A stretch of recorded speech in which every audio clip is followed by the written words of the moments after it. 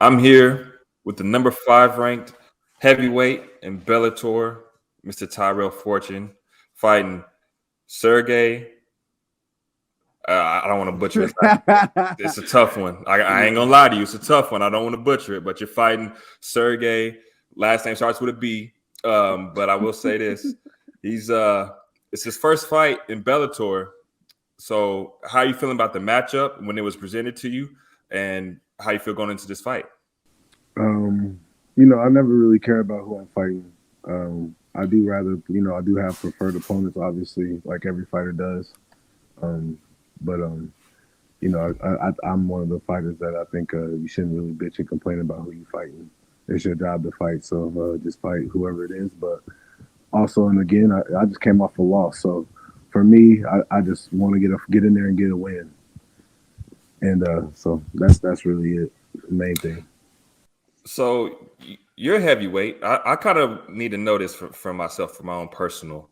You're at heavyweight. As this fight's drawn closer, what's like the training as it gets closer? Because you're not cutting any weight. As you're getting into this point in camp and all that, like where are you at? Right now, it's just basically little stuff. For me, it's mostly recovery. I do so much during training camp of like running and swimming, and this camp has been a grind. So for me, it's just really getting my body back to 100% right now, and I'll probably have maybe one or two, stressful practices left. But for now, right now, it's just like recovery. Get ready, get my body back to 100%.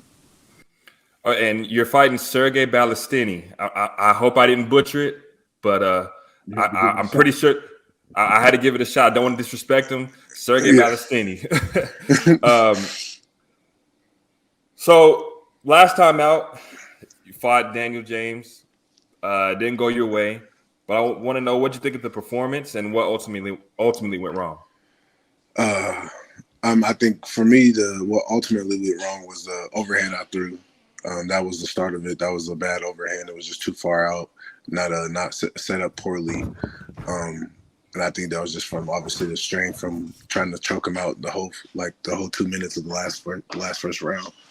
So that's where I think I messed up at. But I mean, he had a couple fouls in that fight. Which one was he grabbed the cage to even change the position in the first round from me having the rear naked choke. The ref didn't call that. Then that's how he got the upper position. So without that, then he has there's no first round and it goes his way.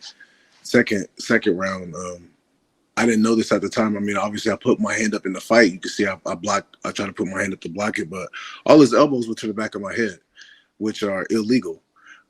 Even Big John on the mic, as I'm rewatching the fight, says all these strikes are to the back of his head and they're illegal.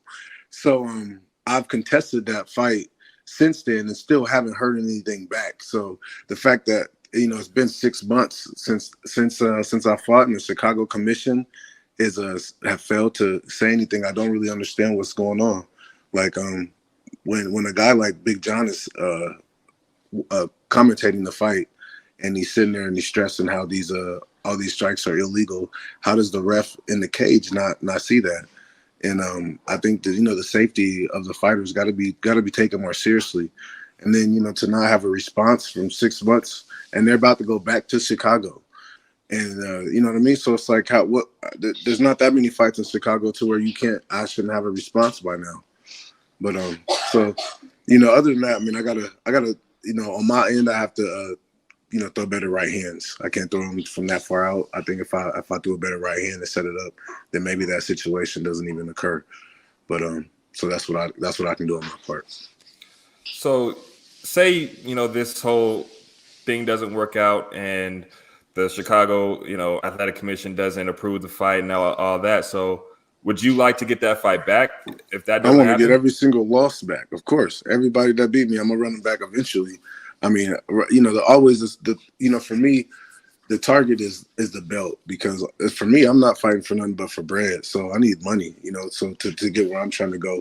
So, and then, those revenge grudge matches, that's personal, so, and I can put that second because I know, where I'm trying to get to is more important. So if I can get to that belt before I can get those grudge matches, then that's what I'm going to do. But if I can get those grudge matches on the way to that point, perfect, even better. You know what I mean? It's like a 2-for-1 for me. So that's really what my focus is about, like getting those grudge matches, because some of them I'd have to go backwards from really where I'm at to get them right now. You know, Linton is in front of me and Daniel James is now in front of me.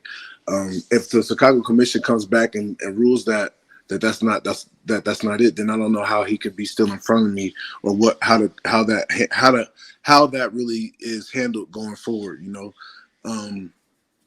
Because I know he's now ranked ahead of me. So obviously him and then Linton, I can definitely get.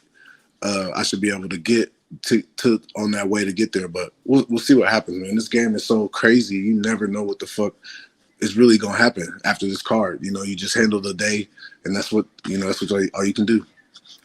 Man, you brought up the Linton fight. That was a really close fight when it went to the judges.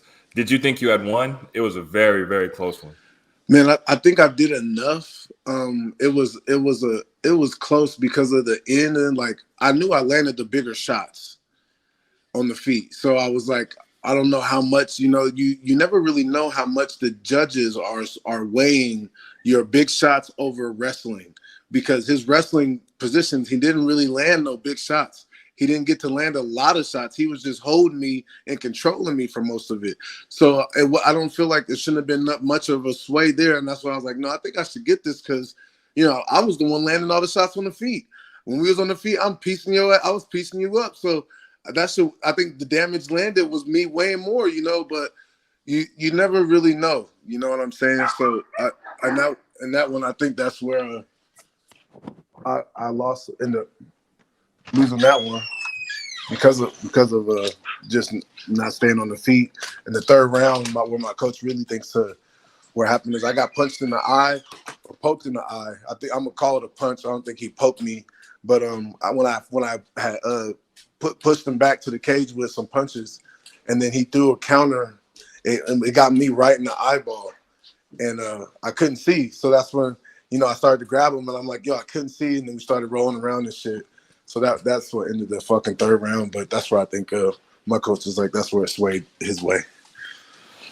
So what do you think about the state of the heavyweight division and where you are in it? I mean, the losses that you have, I mean, we talked about the Daniel James one, and we talked about the close one with Vassell. Bader's the champ. Vassell had a really nice last fight against Modovsky. Where do you feel like you fit in this division? And should you get a win, what would you like to see next? If I win this fight, I would like to see what Chicago has said for the last fight with Daniel James. If not, if I can't get, obviously I want to run it back with him, or fight Moldavsky, seeing that Linton just beat him. So I feel like any. Yeah, I got you. Yeah, I got you. Yeah. So what part did I stop at? Well, you said you wanted to fight Moldavsky because you feel like that would be a good matchup.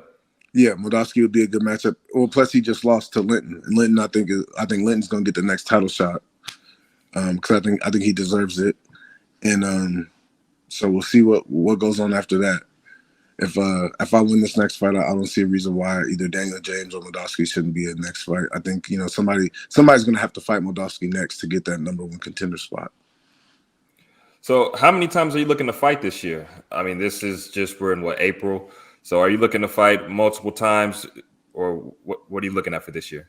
3. If I can get 3 fights in, I would be happy.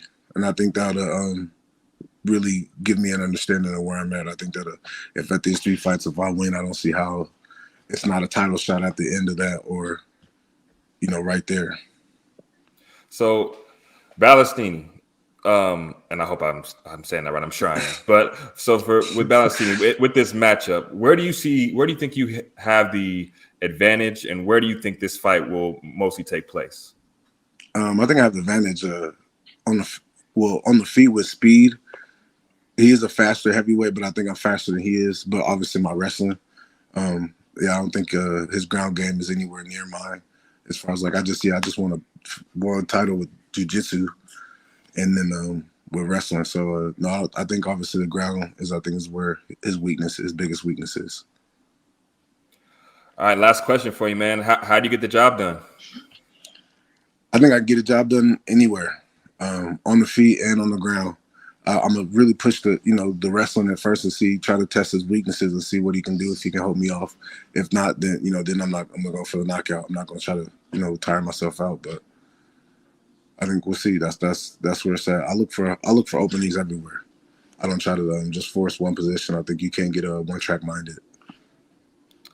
All right, there he is, Tyrell Fortune fighting Sergey Bilostenniy next Friday, Bellator 294. Good luck to you, man. Wish you the best. Come back with that win, man. Thank you. Appreciate it, man.